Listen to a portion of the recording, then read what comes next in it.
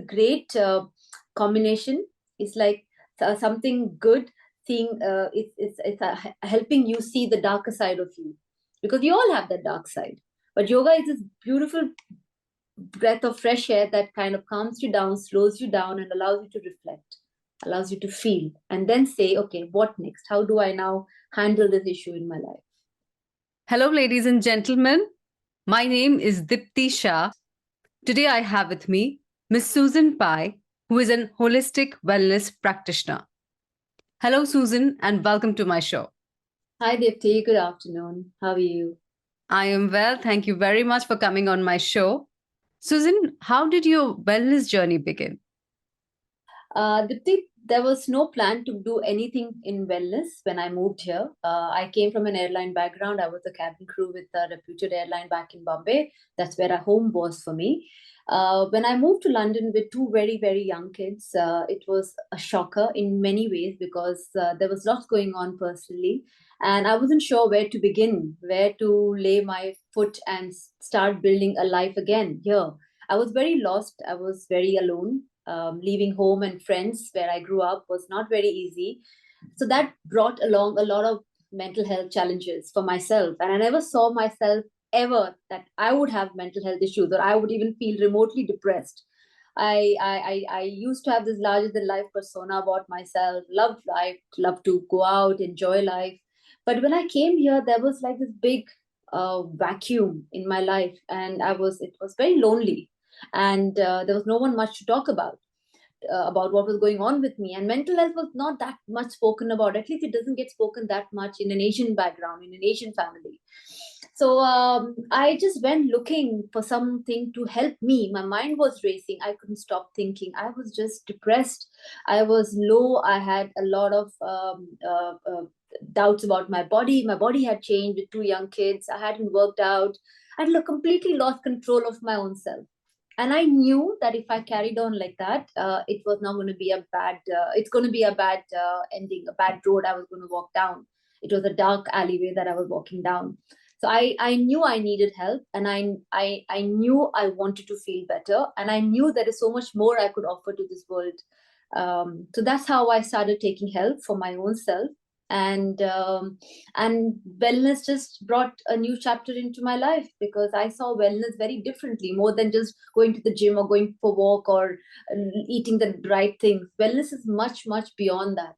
So, Suzanne, which modalities do you practice now? So, as I earlier said, that everything that really helped me feel better and feel alive, I was then very keen to know more about them and learn these modalities because I knew that there are many out there who would really benefit from such healing, such a holistic way of doing things. I knew healing wasn't a quick fix thing, that fix it and forget it. It is something very deep. It has to be slow, and you have to enjoy the process, even enjoy the pain and suffering that comes along the whole process. So I went along to then study energy healing, which is like access consciousness and Reiki. I did some color healing as well. Then I went on to be a masseur. I got myself trained as a holistic deep tissue pregnancy masseur.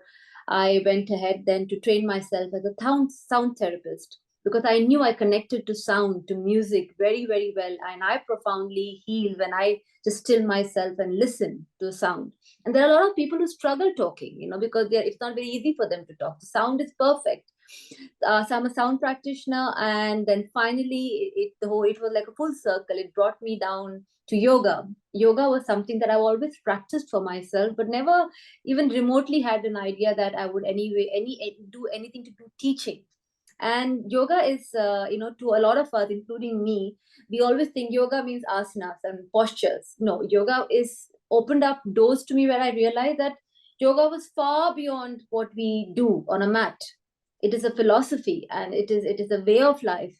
It wasn't easy for me to apply, and I still struggle with applying those yamas and niyamas, but I'm trying every day consciously. So I ended up becoming a yoga counselor. I wanted to know more about how we can include counseling sessions with talk, movement, breath work, and meditation. Suzanne, what does a yoga counselor do?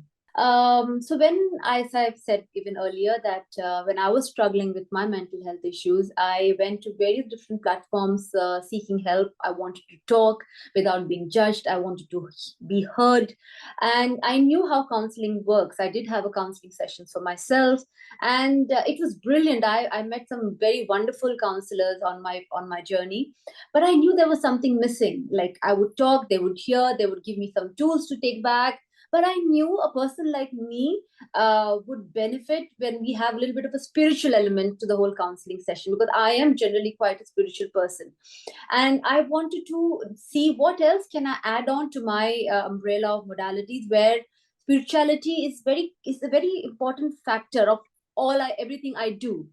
So yoga was perfect, because yoga philosophy not only just helps us regulate our emotions, our thoughts, but it also then allows us to empower ourselves to self heal. The way things are guided and given to us as a philosophy from yoga, it's very hard to kind of apply them straight away, because we all live such modern fast life.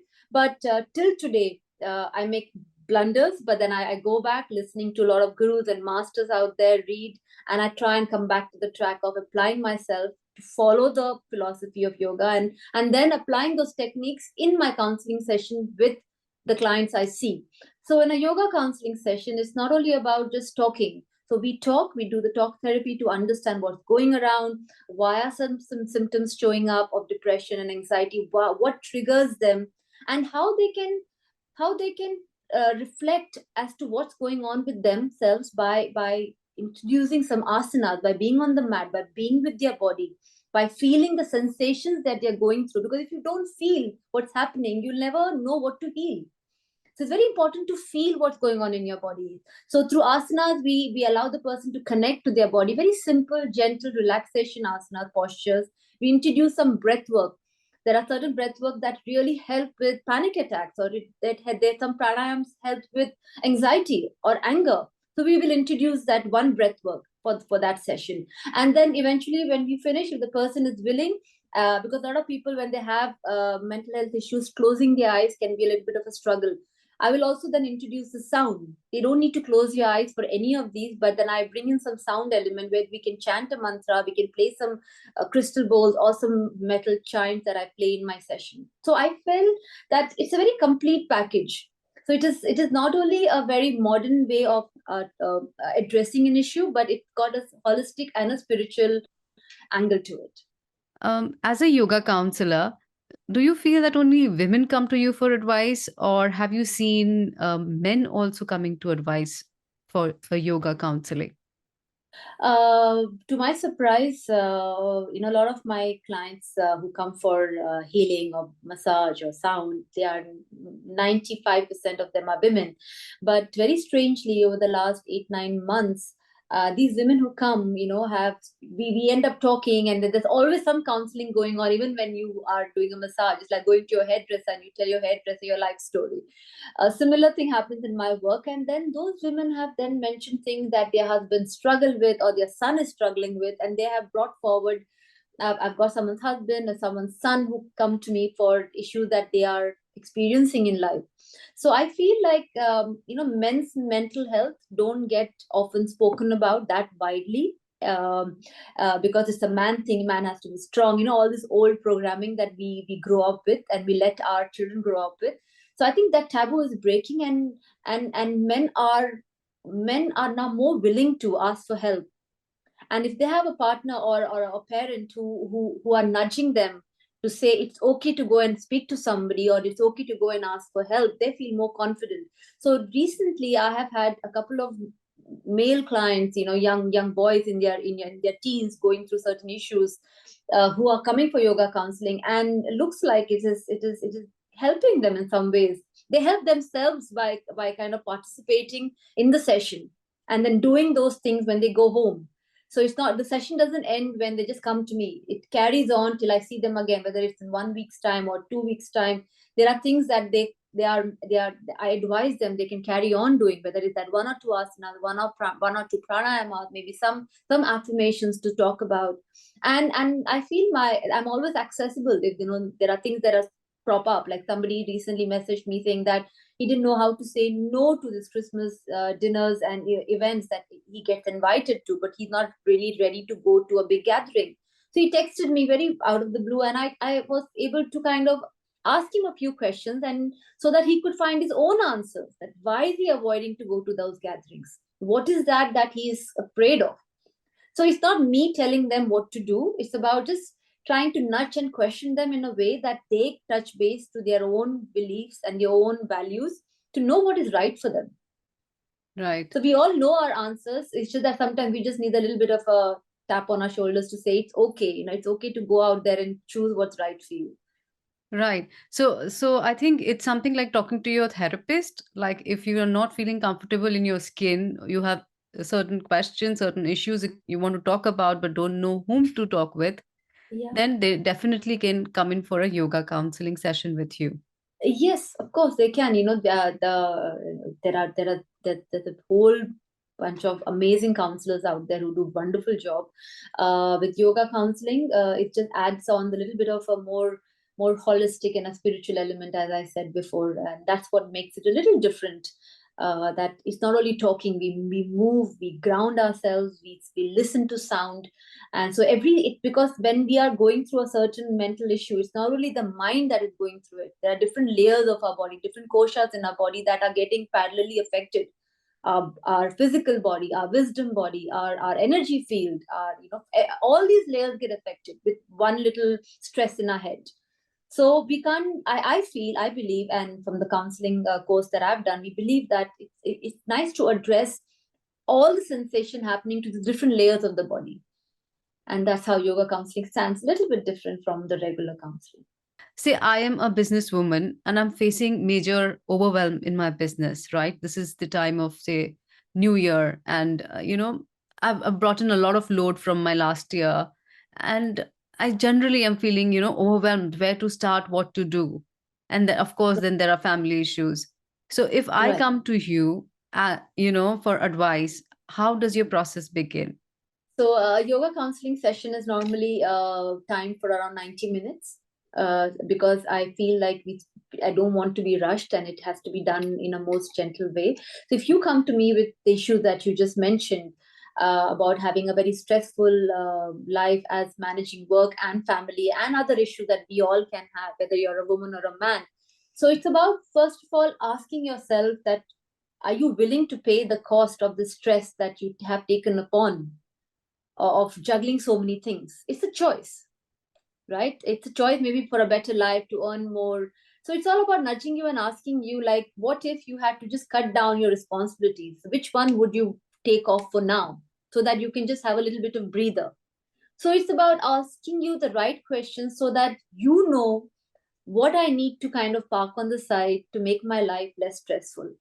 And maybe if you have so much to juggle, I don't know if you've had taken the time off to really be present with your body, feel your body. How does the body feel under stress? Maybe you've never had the time to take a deep breathing all the way up to your abdomen. When was the last time you really took time to breathe? It was always on the go, like breakfast on the go. The breath is also on the go these days. So just to take you aware, keeping all your issues, whether it's work or finances or family, to one side. We would also then take you a little aside and say, come on, let's connect to yourself, connect to your body, connect to your breath. And just by doing that, there is a great sense of reflection that one has when they connect to the body and breath, saying that it is so beautiful. Then why am I in such a race to do everything perfectly? So this race of being perfect and being there all the time is driving the modern world absolutely crazy. So I think you will really benefit, someone like you, when they come to me, would benefit with some time to just ground, to breathe, to meditate, and just to calm the nervous system, because that's what meditation does, and that's what deep breathing does. It really really calms your nervous system. And once the nervous system is calmed down and you feel calmer, there's more clarity as to what I need to do next. Right. It's just not a race anymore. We can take our time to do it. Yeah, we have to make the choices. right? We have to Yeah, it's all prioritize. about a choice, you know. It's all about, like, I remember once someone asked me, oh, you're so lucky, you know, you have to drop off, you get to go to the gym every morning. And I'm like, yeah, but I have a cost to pay. You know, I can't take my kids on holidays every term holiday, that like the way you do. Because she's in a very high flying job, and you know, the both husband and wife work, and they work hard, and when during every term holiday they are able to also then afford to go off on a holiday. So I think every choice that we make has a cost. It's all about how much are we willing to, can we bear that cost? Every Right. time we are not able to bear that cost, it becomes into a stress. Absolutely. I want to ask you a very important question, which I always have. What is the connection of yoga to mental health? Yoga is, it's a way of life. It is a philosophy that needs to be not only heard and done on the mat, but it's something that we need to be aware with every step of our life. Yoga is about slowing down. Yoga is about calming ourselves so that we can then think who we truly are and where do we really belong, because so many times we are doing things or being somewhere where we don't even fit in. So yoga pushes you to the limits of really doing a lot of swadhyaya, which is study of self.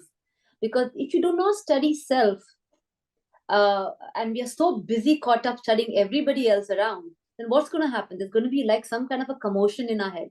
And this commotion that happens is then gets labeled as depression and anxiety and panic attack, because there's so much happening which is not us. And we don't know, have a choice how to choose what is for us, and we get confused. Sometimes these thoughts arise because of our own lack of awareness, or sometimes these confusions arise because of the circumstances that are around us, or traditions and values we have grown up with. Then there's a constant conflict. So with yoga, things just become so simple. You know, like one of my teachers, he's just recently said, and it's just stuck in my head ever since I heard it a few days back. It's like, simple life, uh, to simply fly. You know, simple life to simply fly. And I'm like, it makes so much sense. So yoga is about just simplifying our lives in ways that suits our lifestyle. You don't have to have these headstands or twisted poses to look cool, or wear these fancy leggings to look cool, but yoga just tells you that be yourself, and it gives you very simple step by step guidelines as to how you can do that. Everyone says let go, be happy, think positive, but you know, when people who are going through mental health, these words are like toxic. They don't understand what this means. Let go, be happy, what do you mean? You don't understand me. So it's someone with mental health, when they kind of get closer to yoga, they get closer to themselves. And that is the key element. Now I can go talking, dropping a few chemical names like serotonin high ho jata hai, like these chemicals go high and your neurotransmitters calm down, your vagal tone gets stimulated. You know, all this the world is talking about. Great, no problem. But I like to use a very simple examples and sentences with myself and my client, because I feel we're all so tired of this big words being dropped on our head. We get so confused that we then want to go inwards and go home and have this simple dal chawal khichdi and say, just tell me how to feel good. And that's what yoga does. Yoga says keep it simple, and go inwards. Take time to pause. Take time to breathe. Take time to feel what is happening within you. And I think it's one of the most beautiful way to heal. And yoga doesn't rush you. There is no fitbit, there is no belt to monitor your heart. The yoga counselor is listening to you with an element of empathy, because that person also, we like in our course, we are trained so much. You can't train anybody to have empathy, but we have been told that how much empathy and genuine compassion helps just by listening, you know.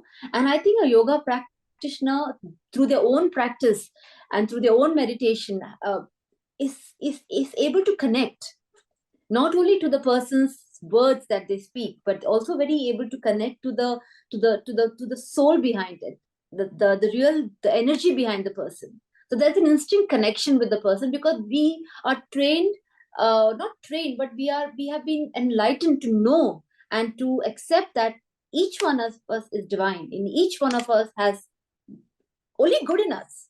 So what brings it bad or makes it dark is the ego.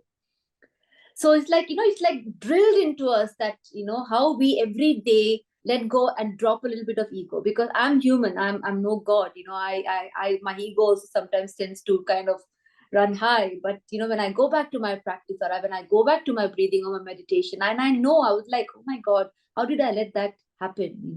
I spoke out of ego. So yoga and mental health is it's a great combination. It's like something good, seeing it's helping you see the darker side of you, because we all have that dark side. But yoga is this beautiful breath of fresh air that kind of calms you down, slows you down, and allows you to reflect, allows you to feel, and then say, okay, what next? How do I now handle this issue in my life? Do you have a favorite quote or a thought that you live by? Yes, for me, this very simple statement that's always with me is, you can't heal something that you can't feel. And I think in this world, we get so caught up with being a mom or a husband or a wife or a parent or a brother or sister or a businesswoman, that we forget that we need to first experience what feeling means. Whatever feeling that we think is feeling is very superficial. Black Friday sales, oh, this makes me feel good. A black dress, losing weight makes me feel good. But yes, but what is actual feeling? You can only sense that feeling when you sit with yourself, when you sit in solitude, when you sit with every uncomfortable and comfortable feeling. And once you sit there, then you know, yes, there is something here that needs healing. It could be something from your childhood. It could be something, if you believe in past life, then it could be something from a previous life. We don't know. Everything is very debatable. We can go carry on debating about different thought processes. And I don't like debates. I'll give up very quickly. So for me, it is about, you can't heal anything in your life till don't feel it. So going forward for 2023, I feel, take time every day. You don't have to be on any mat. Just take time to feel, be present. Even if you're walking in the park or going in the train, commuting to work, be present in that moment. Don't already reach workplace, or don't be still in your kitchen stuck about some grocery list. Wherever you are, be present and feel that moment, because then in that moment, is this moment for me? So, Right. and we all need healing. People say, oh, I'm everything great in my life, I don't need any healing. And I'm like, no, healing is not only for people who are in some kind of a suffering or pain. There is something in each one of us that needs healing. Sometimes even you might be a very successful businesswoman, but then when there's a tap on the shoulder, how beautifully your chest expands. That's healing, because you've achieved something and someone's tapped your shoulder and suddenly you feel elevated. So for a quick moment, somebody healed you, because there was a lot of effort that you had put in to create that business, which is now so successful. So even a small tap or a smile or a hug or a gentle touch is healing.